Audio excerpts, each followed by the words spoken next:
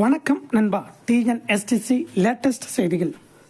பேருந்து தயாரிப்பு பணி பெங்களூருவில் போக்குவரத்துத்துறை அமைச்சர் சிவசங்கர் ஆய்வு.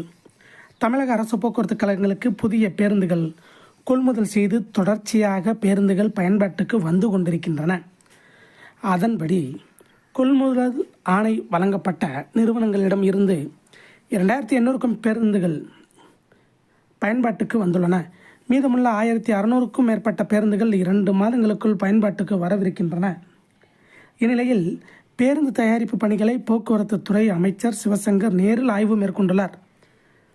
அவர் கர்நாடக மாநிலம் பெங்களூருவில் உள்ள பிரகாஷ் நிறுவனத்தின் தொழிற்சாலையில் தமிழக அரசு போக்குவரத்து கழகங்களுக்காக தயாரித்து கூண்டு கட்டப்பட்டு வரும் பேருந்துகளை பார்வையிட்டு பேருந்துகளை விரைந்து பயன்பாட்டுக்கு அளிக்க வேண்டும் என கேட்டுக்கொண்டார்.